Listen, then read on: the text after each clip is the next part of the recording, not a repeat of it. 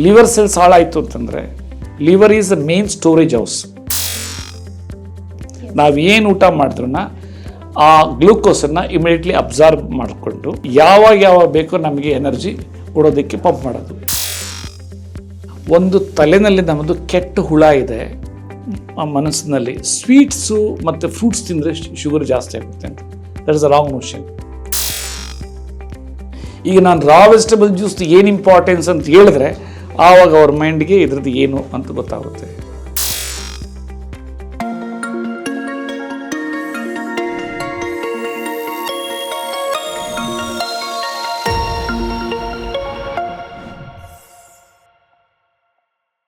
ವೀಕ್ಷಕರೇ, ಹಿಂದಿನ ಸಂಚಿಕೆಯಲ್ಲಿ ನಾವು ಪ್ರೀಬಯೋಟಿಕ್ಸ್ ಹಾಗೆಯೇ ಪ್ರೋಬಯೋಟಿಕ್ಸ್ ಬಗ್ಗೆ ಡಿಸ್ಕಸ್ ಮಾಡಿದ್ವಿ. ಬೆಳಿಗ್ಗೆ ಖಾಲಿ ಹೊಟ್ಟೆಯಲ್ಲಿ ಪ್ರೀಬಯೋಟಿಕ್ಸ್ ಸೇವಿಸೋದ್ರಿಂದ ಏನೇನು ನಮ್ಮ ದೇಹಕ್ಕೆ ಉಪಯೋಗಗಳಿವೆ ಅನ್ನೋದನ್ನ ಡಾಕ್ಟರ್ ಎಸ್.ಎಂ. ರಾಜು ತಿಳಿಸಿಕೊಟ್ಟಿದ್ರು. ಈ ಸಂಚಿಕೆಯಲ್ಲಿ ಇದರ ಬಗ್ಗೆ ಫರ್ದರ್ ಡಿಸ್ಕಷನ್ ಮಾಡೋಣ, ಬನ್ನಿ. ಸರ್ ನಮಸ್ಕಾರ. ನಮಸ್ಕಾರ. ಹಿಂದಿನ ಸಂಚಿಕೆಯಲ್ಲಿ ಸಾಕಷ್ಟು ಉಪಯೋಗಗಳನ್ನು ತಿಳಿಸಿಕೊಟ್ರಿ ಪ್ರೀಬಯೋಟಿಕ್ಸ್ ಬಗ್ಗೆ. ಈಗ ಇವತ್ತಿನ ಸಂಚಿಕೆಯಲ್ಲಿ ಪ್ರೀಬಯೋಟಿಕ್ಸ್ ಸೇವಿಸಿದ ನಂತರ ಬೇರೆ ಏನೇನು ಸೇವಿಸಬಹುದು ಅನ್ನೋದನ್ನ ತಿಳಿಸಿಕೊಡೋದಾದ್ರೆ, ಪ್ರೀಬಯೋಟಿಕ್ಸ್ ನಂತರ ನಾನು ಅಡ್ವೊಕೇಟ್ ಮಾಡೋದಂದ್ರೆ ರಾ ವೆಜಿಟಬಲ್ ಜ್ಯೂಸ್.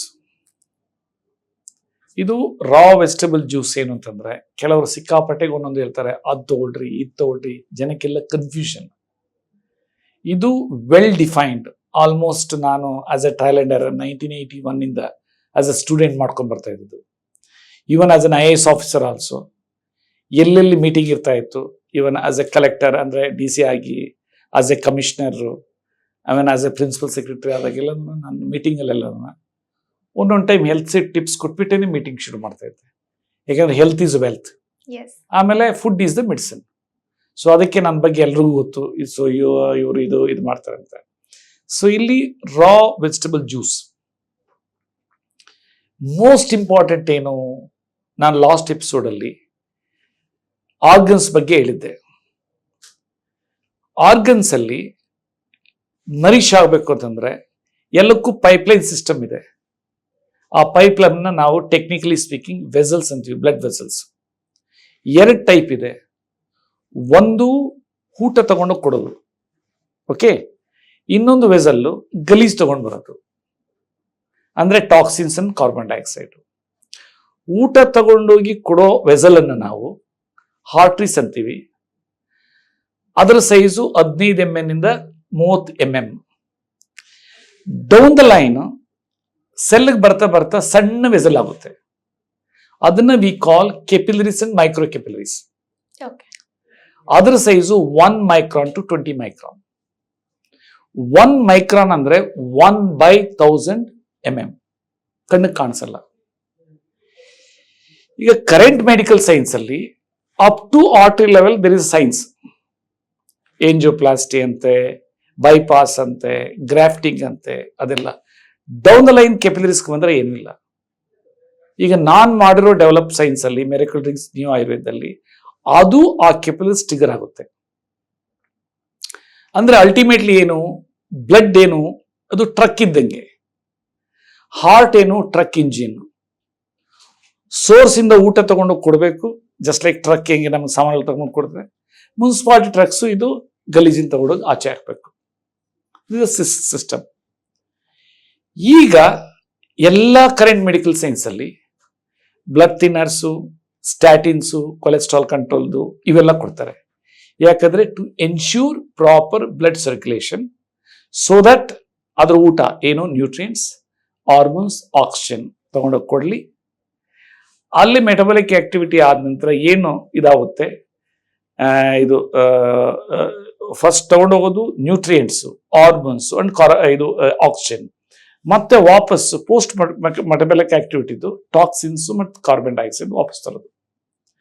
ಇದಕ್ಕೆ ಜನರಲಿ ಎಲ್ರೂ ಸಹ without even doctor prescription also statins ತಗೊಳ್ತಾರೆ, ಬ್ಲಡ್ ಥಿನ್ನರ್ ತಗೊಳ್ತಾರೆ, ಸುಮಾರು ತಗೊಳ್ತಾರೆ.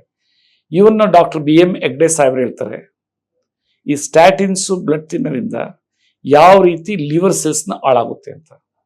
ಲಿವರ್ ಸೆಲ್ಸ್ ಹಾಳಾಯಿತು ಅಂತಂದ್ರೆ liver is the main storage house. ನಾವು ಏನು ಊಟ ಮಾಡಿದ್ರೂ ಆ ಗ್ಲೂಕೋಸನ್ನು ಇಮಿಡಿಯೇಟ್ಲಿ ಅಬ್ಸಾರ್ಬ್ ಮಾಡಿಕೊಂಡು ಆ ಕಾರ್ಬೋಹೈಡ್ರೇಟ್ಸಿಂದ ಗ್ಲೈಕೋಜನ್ ಫಾರ್ಮೆಟಲ್ಲಿ ಇಟ್ಕೊಂಡು ಯಾವಾಗ ಬೇಕೋ ನಮಗೆ ಎನರ್ಜಿ ಕೊಡೋದಕ್ಕೆ ಪಂಪ್ ಮಾಡೋದು. ಅದೇ ಡ್ಯಾಮೇಜ್ ಆಯಿತು ಅಂತಂದರೆ ಶುಗರ್ ಎಲ್ಲ ಮೈಲೇ ಉಳಿದೋಗ್ತೈತೆ. ಅದಕ್ಕೆ ಅಥಾರಿಟೇಟಿವ್ಲಿ ಏನು ಕೊಲೆಸ್ಟ್ರಾಲ್ ನಾರ್ಮಲ್ ಮಾಡೋದಕ್ಕೆ, ಬ್ಲಡ್ ಥಿನ್ ಮಾಡೋದಕ್ಕೆ ಅಂತ ನಾನು ಹೇಳ್ಬೇಕಂದ್ರೆ that is a raw vegetable juice. ಯಾಕೆಂದರೆ ಎಲ್ರಿಗೂ ಅಷ್ಟೇನೆ, ಯಾವುದೇ ಒಂದು ವ್ಯಕ್ತಿ ಬಗ್ಗೆ ಆಗಲಿ, ಯಾವುದೇ ಒಂದು ವಸ್ತು ಬಗ್ಗೆ ಆಗಲಿ ಅದರ ಇಂಪಾರ್ಟೆನ್ಸ್ ಇಲ್ಲ ಅಂದರೆ ಯಾರನ್ನ ಬೆಲೆ ಕೊಡೋದಿಲ್ಲ. ಈಗ ನಾನು ರಾ ವೆಜಿಟಬಲ್ ಜ್ಯೂಸ್ ಏನು ಇಂಪಾರ್ಟೆನ್ಸ್ ಅಂತ ಹೇಳಿದ್ರೆ ಆವಾಗ ಅವ್ರ ಮೈಂಡ್ಗೆ ಇದ್ರದ್ದು ಏನು ಅಂತ ಗೊತ್ತಾಗುತ್ತೆ. ಕ್ವಶನ್ ಯಾವುದು, ಕೆಲವರು ಹೇಳ್ತಾರೆ ಕರೆಲ ಜ್ಯೂಸ್ ಕೊಟ್ಟಿರ್ತಾರೆ, ಹಾಗಲಕಾಯಿ ಜ್ಯೂಸು, ಇನ್ನು ಇದು ಸುಮಾರು ಬರ್ತದೆ. ಒಬ್ಬರು ಒಂದು ಉದಾಹರಣೆ ಹೇಳ್ತಾರೆ, ಒಬ್ಬ ಸೀನಿಯರ್ ಮೋಸ್ಟ್ IAS ಆಫೀಸರ್ ಅವ್ರ ಮಿಸ್ಸಸ್ ಏನ್ ಮಾಡಿದ್ರು ಅಂದ್ರೆ, ಯಾರೋ ಹೇಳಿದರೆ ಮೊರಿಂಗಾ ಅಂದ್ರೆ ನುಗ್ಗೆಕಾಯಿ ಸೊಪ್ಪು ಜ್ಯೂಸ್ ತಗೊಳ್ರಿ ಅಂತ.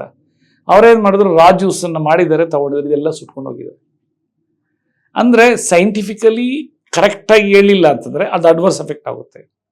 ಸೊ ಇಲ್ಲಿ ನಾನು ಡಿಫೈನ್ ಮಾಡೋದಂದ್ರೆ B3 ಅಂದ್ರೆ ಬೀಟ್ರೂಟ್, ಬಾಟಲ್ ಗಾರ್ಡು ಮತ್ತೆ ಬೀಟ್ಲ್ ವೈನ್. ಬೀಟ್ರೂಟ್ ಎಲ್ಲರಿಗೂ ಗೊತ್ತೇ ಇದೆ, ಬಾಟಲ್ ಗಾರ್ಡ್ ಅಂದ್ರೆ ಸೋರೆಕಾಯಿ, ಬೀಟ್ಲ್ ವೈನ್ ಅಂದ್ರೆ ವೀಳ್ಯದೆಲೆ. Then C4 carrot, cabbage, cucumber ಅಂದ್ರೆ ಸೌತೆಕಾಯಿ, ಸಿಲೇರಿ ಅಥವಾ ಕೊರಿಯಾಂಡರ್. ಸಿಲೇರಿ ಎಲ್ಲ ಕಡೆ ಸಿಕ್ಕಲ್ಲ, ಧನಿಯಾ ಸೊಪ್ಪಂತೂ ಸಿಗುತ್ತೆ. Equal quantity. ಎಲೆ ಮಾತ್ರ ವೀಳ್ಯದೆಲೆ 1-2, ಧನಿಯಾ ಸೊಪ್ಪು ಒಂದು 10 ಗ್ರಾಮ್ 20 ಗ್ರಾಮ್, ಇನ್ನು ಮಿಕ್ಕಿದೆಲ್ಲ ಈಕ್ವಲ್ ಕ್ವಾಂಟಿಟಿ. ಒಂದು ಬ್ಯೂಟಿಫುಲ್ ಫ್ರೂಟ್, ಅದರ ಪೈನಾಪಲ್ ಆರ್ ಆಪಲ್. ಇದನ್ನ ಲೀಚ್ ಮಾಡಬೇಕು first, that is most important. What is a leaching? Leaching ಅಂದ್ರೆ ಅದರಲ್ಲಿ ಇರೋ ಕೆಮಿಕಲ್ಸು ಪೊಟ್ಯಾಷಿಯನ್ನ ತೆಗೆಯೋದು. ಈಸಿಯಸ್ಟ್ ಟೆಕ್ನಿಕ್ ಏನ್ ಗೊತ್ತಾ, ರಾತ್ರಿ ಅದನ್ನ ನೀರಲ್ಲಿ ಮುಳುಗಿಸ್ಬಿಡೋದು. ತರಕಾರಿಗಳಿರುವ ಪೆಸ್ಟಿಸೈಡ್ಸ್ ಗಳನ್ನ ಕಡಿಮೆ ಮಾಡಿ ಅದನ್ನ ಕ್ಲೀನ್ ಮಾಡೋದಕ್ಕೆ ರಾತ್ರಿ ಅದನ್ನ ನೀರಲ್ಲಿ ಇಟ್ಬಿಡ್ಬೇಕು. ಬೆಳಗ್ಗೆ ಹಾಟ್ ವಾಟರ್ ಅಲ್ಲಿ ಅದನ್ನ ರಿನ್ಸ್ ಮಾಡಿಬಿಟ್ಟು ತೊಳೆದ್ಬಿಟ್ಟು ತೆಗೆದುಬಿಟ್ರೆ ಆ ಕೆಮಿಕಲ್ಸ್ ಪೊಟ್ಯಾಷ್ ಔಟ್ ಹೋಗುತ್ತೆ. ಅದನ್ನ ಜ್ಯೂಸ್ ಆಗಿ ನಾವು ಯೂಸ್ ಮಾಡೋದು. ಸರ್, ಈಗ ನೀವು ಏನ್ ಮೆನ್ಷನ್ ಮಾಡಿದ್ರಿ B3 C4 ಇದೆಲ್ಲ ವೆಜಿಟೇಬಲ್ಸ್ ನ ಇನ್ಕ್ಲೂಡ್ ಮಾಡ್ಕೊಳ್ಳೇಬೇಕಾಗುತ್ತಾ? ಮಾಡ್ಕೊಂಡ್ರೆ ಒಳ್ಳೇದು. ಯಾವುದೋ ಒಂದು ಸಿಕ್ಕಿಲ್ಲ ಬೇಡ, ಹಾರ್ಡ್ ಅಂಡ್ ಫಾಸ್ಟ್ ಏನಿಲ್ಲ. ಒಂದ್ ಹೇಳ್ತೀನಿ, ಲೈಫಲ್ಲಿ ನಾನು ಇದೇ ತಿನ್ಬೇಕು ಇದೇ ಮಾಡ್ಬೇಕು ಅಂತ ಸಿಗುತ್ತೆ. ಅಂದ್ರೆ ಅವರ ಬಾಡಿನ ಅವರು ಸುರಕ್ಷಿತವಾಗಿ ಇಟ್ಕೊಳ್ಬೇಕು ಅಂತಂದ್ರೆ ಅವ್ರು ಮಾಡೇ ಮಾಡ್ತಾರೆ. ಅವ್ರಿಗೆ ಗೊತ್ತಾಗಬೇಕಷ್ಟೇನೆ ಸೈನ್ಸು. ಅದು ಎಂತ ಕೊಲೆಸ್ಟ್ರಾಲ್ ಇರಲಿ, 2 ಸರಿ ರಾ ವೆಜಿಟಬಲ್ ಜ್ಯೂಸು, ಬೆಳಗ್ಗೆ ಎಕ್ಸಸೈಸ್ ಮಾಡಿ ಪ್ರೀಬಯೋಟಿಕ್ಸ್ ಎಲ್ಲ ತಗೊಂಡು ಎಕ್ಸಸೈಸ್ ಮಾಡಿದಾದ್ಮೇಲೆ 1 ಗ್ಲಾಸು 200 ml, ಸಂಜೆ ಅಥವಾ ಮಧ್ಯಾಹ್ನ ಲಂಚ್ ಮೊದಲು ಅಥವಾ ಇದು ತಗೊಂಡ್ರೆ ನೆಕ್ಸ್ಟ್ ಬಂದು ನೋಡಿದ್ರೆ ಯಾವ ಟ್ರೈಗ್ಲಿಸರೈಡ್ ಆಗಲಿ ಯಾವ ಕೊಲೆಸ್ಟ್ರಾಲ್ ಆಗಲಿ ಏನೂ ಇಲ್ಲ. ಆದರೆ ಹಾನೆಸ್ಟ್ ಆಗಿರಬೇಕು. ಕೆಲವು ನೋ ಸರ್ ನಾನು ಆಗಿನೇ ರಾ ವೆಜಿಟಬಲ್ ತಿಂತೀನಿ ಅಂತ, ಇನ್ನು ಕೂಸ್ ತಿನ್ನಕ್ಕಾಗುತ್ತಾ? ಮರ್ತೋಗಿರ್ತಾರೆ, ತಿನ್ನಕ್ಕಂತೂ ಆಗಲ್ಲ. ಆಮೇಲೆ ವೀಳ್ಯದಲ್ಲಿ ತಿನ್ನಕ್ಕಾಗುತ್ತಾ? ಎಲೆ ಅಡಿಕೆ ಹಾಕೋರು ಪರವಾಗಿಲ್ಲ, ಅದು ಎಲೆಗೂ ಟೊಬ್ಯಾಕ್ ಹಾಕಿದ್ರೆ ಅದು ವ್ಯಾಲ್ಯೂ ಹೊಟ್ಟೋಗುತ್ತೆ. ಸೊ ಜ್ಯೂಸ್ ಆದರೆ ಬ್ಯೂಟಿಫುಲ್ ಆಗಿ ನೀವು ಆ್ಯಪಲ್ ಹಾಕಿರ್ತೀರಿ, ಪೈನಾಪಲ್ ಹಾಕಿರ್ತೀರಿ, ಪಟ್ ಅಂತ ಕುಡಿದು ಬಿಡ್ಬೋದು. ಆಮೇಲೆ you will enjoy also. Enjoyment is very important. ನಾವು ಯಾವುದೇ ವಸ್ತು ತಗೊಳ್ಬೇಕಂದ್ರೆ ನಾವು ಮಾನಸಿಕವಾಗಿ ಖುಷಿಯಾಗಿ ತಗೊಳ್ಬೇಕು. ಆವಾಗ ಅದರ ಅಮೃತದ ವ್ಯಾಲ್ಯೂ ನಮ್ಮ ಶರೀರಕ್ಕೆ ಹೋಗುತ್ತೆ. ಸರ್, ಇನ್ನು ಈ ಜ್ಯೂಸ್ ನ ಈಗ ಬೆಳಿಗ್ಗೆ ಪ್ರಿಪೇರ್ ಮಾಡಿ ಸ್ಟೋರ್ ಮಾಡಿ ಸಂಜೆ ತನಕ ಕುಡಿಬಹುದು ಅಥವಾ ಇಮಿಡಿಯೇಟ್ ಆಗಿ consume? It's a very good question. 100% ಇದನ್ನು ಸ್ಟೋರ್ ಮಾಡಿ ಫ್ರಿಜ್ಜಲ್ಲಿ ಇಟ್ಕೊಂಡು ಕುಡಿಬಹುದು. ಸೆಕೆಂಡ್, ಈಗ ಅದೇನೆ ನಾನೊಂದೊಂದು ಟೈಮ್ ಆಫೀಸ್ ತಗೊಂಡು ಹೋಗ್ತೀನಿ, ಬೆಳಿಗ್ಗೆ ಕುಡಿದಿರಲ್ಲ. ಸೊ ಅದನ್ನು ಲೇಟ್ ಈವ್ನಿಂಗ್ ಆಗೋಯ್ತು ಅಂತಂದರೆ ಅದೊಂಥರ ಸ್ವಲ್ಪ ಫರ್ಮೆಂಟ್ ಆದಂಗಾಗಿರ್ತದೆ. ಬಟ್ ಫ್ರೆಶ್ ಆಗಿ ಕುಡಿದ್ರೆ ಒಳ್ಳೆಯದು. ಅಥವಾ ಫ್ರಿಜ್ಜಲ್ಲಿ ಇಟ್ಕೊಂಡು ಬೆಳಗ್ಗೆ ಮತ್ತು ಸಂಜೆ ಕುಡಿದ್ರು ಪರವಾಗಿಲ್ಲ. ಸರ್, ಇನ್ನು ಫ್ರೂಟ್ ಇನ್ಕ್ಲೂಡ್ ಮಾಡ್ಕೋಬಹುದು ಅಂತ ಹೇಳಿದ್ರೆ, ಈವನ್ ಬೀಟ್ರೂಟ್, ಕ್ಯಾರೆಟ್ ಇದರಲ್ಲೆಲ್ಲ ಸ್ವಲ್ಪ ಸಿಹಿ ಅಂಶ ಜಾಸ್ತಿ ಇರುತ್ತೆ. ಸೊ ಯೂಶುವಲಿ ಡಯಾಬಿಟಿಕ್ ಪೇಷಂಟ್ಗಳು ಹೆದರ್ತಾರೆ ಶುಗರ್ ಕನ್ಸ್ಯೂಮ್ ಮಾಡೋದಕ್ಕೆ ಅಥವಾ ಸಿಹಿ ಆಗಿರೋ ಪದಾರ್ಥಗಳನ್ನ ಕನ್ಸ್ಯೂಮ್ ಮಾಡೋದಕ್ಕೆ. ಈ ರಾ ವೆಜಿಟೇಬಲ್ ಜ್ಯೂಸ್ ಅನ್ನ ಡಯಾಬಿಟಿಕ್ ಪೇಷಂಟ್ಗಳು ಅಥವಾ ಬೇರೆ ಏಲ್ಮೆಂಟ್ಸ್ ಇರುವಂತ ಪೇಷಂಟ್ಗಳು ಕನ್ಸ್ಯೂಮ್ ಮಾಡ್ಬೋದಾ, ಹೇಗೆ? ಒಂದು ಹೇಳ್ತೀನಿ, ಒಂದು ತಲೆನಲ್ಲಿ ನಮ್ಮದು ಕೆಟ್ಟ ಹುಳ ಇದೆ ಮನಸ್ಸಿನಲ್ಲಿ. ಸ್ವೀಟ್ಸು ಮತ್ತು ಫ್ರೂಟ್ಸ್ ತಿಂದರೆ ಶುಗರ್ ಜಾಸ್ತಿ ಆಗುತ್ತೆ ಅಂತ. That is a wrong notion. ಯಾಕೆ ಜಾಸ್ತಿ ಆಗುತ್ತೆ ಅಂದರೆ ಸೀರಿಯಲ್ಸ್, ಏಕದಳ ಧಾನ್ಯಗಳು, ಮುದ್ದೆ, ಅನ್ನ, ಸಿರಿಧಾನ್ಯ, ಇದು ಜೋಳ ತಿನ್ನೋದ್ರಿಂದ ಜಾಸ್ತಿ ಆಗುತ್ತೆ. ಅದು ಶುಗರ್ಸ್ ಆ್ಯಕ್ಚುಲಿ, ಅದು ಯಾರೂ ಹೇಳೋದಿಲ್ಲ.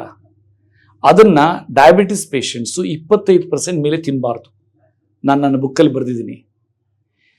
ಏನು ಫ್ರೂಟ್ಸ್ ಎಷ್ಟಿದ್ರೂ ಶುಗರ್ ಆಗಿ ಬರಲ್ಲ, ಅದು ಫ್ರಕ್ಟೋಸ್, ಅದು ಈಸಿಲಿ ಅದು ಬರ್ನ್ ಹೋಗ್ತೈತೆ. ಬರ್ನ್ ಆಗದೆ ಇರೋದು HbA1c ಇದಾಗೋದು, ರೈಸ್ ಆಗೋದು. ಯಾಕೆ ಅಂತಂದ್ರೆ ಬಿಕಾಸ್ ಆಫ್ ದಿ ಸೀರಿಯಲ್ಸ್, ಏಕದಳ ಧಾನ್ಯಗಳು, ಅನ್ನ ಮತ್ತೆ ಮುದ್ದೆ ಮತ್ತೆ ಸಿರಿಧಾನ್ಯದಿಂದ. ಅದನ್ನು ನಾವು ಕಟ್ ಮಾಡಬೇಕು.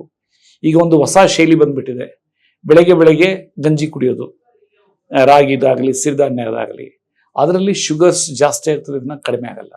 ನಿಮಗೆ HbA1c ಚೆಕ್ ಮಾಡ್ರಿ, HbA1c ರೈಸ್ ಆಗಿರ್ತೈತೆ. ಆಮೇಲೆ ಬಿಫೋರ್ ಫುಡ್ ಆಫ್ಟರ್ ಫುಡ್ ಸ್ವಲ್ಪ ಮೇಂಟೈನ್ ಆಗುತ್ತೆ. ಆಲ್ವೇಸ್ ರೈಟ್ ಶುಗರ್ ಲೆವೆಲ್ ಅಂದರೆ HbA1c ಚೆಕ್ ಮಾಡಿಸ್ಬೇಕು. ಈ ತಿಂಗಳು ಮಾಡಿಸ್ಬೇಕು, ಮತ್ತೆ ನೆಕ್ಸ್ಟ್ ಮಂತ್ ಮಾಡಬೇಕು ಅಂತ HbA1c. 3 ತಿಂಗಳು ಆಗಬೇಕಾಗಿಲ್ಲ. ಪಾಸ್ಟ್ 3 ಮಂತ್ಸು ಮತ್ತೆ ಈ ಮಂತ್ದು, ಫಾಸ್ಟ್ 2 ಮಂತ್ಸ್ ಈ ಮಂತ್ದು, ನೆಕ್ಸ್ಟ್ ಮಂತ್ ಪಾಸ್ಟ್ 2 ಮಂತ್ಸು ಆ ಮಂತ್ದು. ಆವಾಗ ಅವ್ರ ಸ್ಟೇಟಸ್ ಗೊತ್ತಾಗುತ್ತೆ. ಆದ್ರಿಂದ 100% ಕುಡಿಬೋದು ಅವರು. ಓನ್ಲಿ ಕಿಡ್ನಿ ಪೇಷಂಟ್ಸ್ಗೆ ನಾನು ಮನಾ ಮಾಡ್ತೀನಿ. ಆದರೂ ಅಮೆರಿಕದಲ್ಲಿ ಇರೋ ಪೇಷಂಟ್ಸ್ ನಮ್ದೇನು ಟ್ರೀಟ್ಮೆಂಟ್ ತಗೊಳ್ತಾರೆ ಕ್ರಾನಿಕ್ ಕಿಡ್ನಿ ಡಿಸೀಸ್ಗೆ, ಅವ್ರು ಲೀಚಿಂಗ್ ಮಾಡಿ ಅದನ್ನು ಜ್ಯೂಸ್ ತಗೊಳ್ತಾ ಇದ್ದಾರೆ. It's giving very good results. But total water content 1 ಲೀಟ್ರೇ ಕುಡಿಬೇಕಾಗ್ತದೆ. ಆದ್ರಿಂದ ನಾನು ಜ್ಯೂಸೇ ಕುಡಿಬೇಡ್ರಿ ಅಂತ ಹೇಳ್ತೀನಿ, ಓನ್ಲಿ ಕಿಡ್ನಿ ಪೇಷಂಟ್ಸ್ಗೆ. Other patients no problem. Diabetic patients ಆಗಿರ್ಬೋದು 100% ತಗೊಳ್ಬೋದು.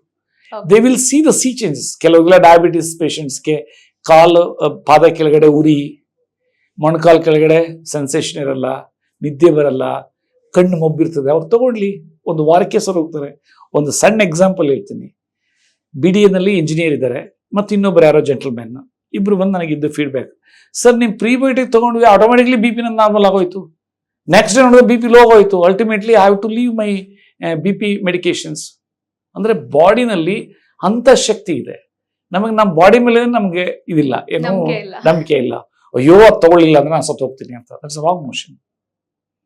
ಆಹಾರನೇ ಪರಮ ಔಷಧಿ. ಕೆಲವರಿಗೆ ಅಯ್ಯೋ ಇದೆಲ್ಲ ವೆಜಿಟೇಬಲ್ ಜ್ಯೂಸ್ ಹಸಿಯಾಗಿ ಕುಡಿದ್ರೆ ನೆಗಡಿ ಆಗುತ್ತೆ, ಶೀತ ಆಗುತ್ತೆ ಅನ್ನೋದು ಏನು ಇಲ್ಲ. ಅದಕ್ಕೂ ಇದೆ. ಇದು ವೆಜಿಟೇಬಲ್ಸ್ ನ ಫ್ರಿಡ್ಜ್ ಇಂದ ತಗೊಳ್ಬಲ್ಲ ಬದಲು ಆಚೆನೆ ಇರಲಿ.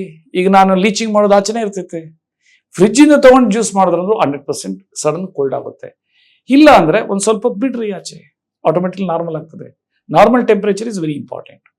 Warm temperature, normal room temperature, not warm, room temperature. ಆಯ್ತು, fine sir. Raw vegetable juice ಯಾವ್ಯಾವ ರೀತಿ ನಮ್ಮ ದೇಹಕ್ಕೆ ಬೆನಿಫಿಷಿಯಲ್ ಅನ್ನೋದನ್ನ ತಿಳಿಸಿಕೊಟ್ರಿ. Thank you so much. Thank you very much. Thank you. ನಮಸ್ತೆ. ಇದಾಗಿತ್ತು ಈ ಹೊತ್ತಿನ ವಿಶೇಷ. ನೋಡ್ತಾ ಇರಿ ವಿಸ್ತಾರ ಹೆಲ್ತ್ ಯೂಟ್ಯೂಬ್ ಚಾನೆಲ್. ಪ್ರತಿ ಕ್ಷಣದ ಸುದ್ದಿಗಳಿಗಾಗಿ ವಿಸ್ತಾರ ನ್ಯೂಸ್ ಆಪ್ ಡೌನ್ಲೋಡ್ ಮಾಡಿ. ವಿಸ್ತಾರ ನ್ಯೂಸ್, ನಿಖರ ಜನಪರ.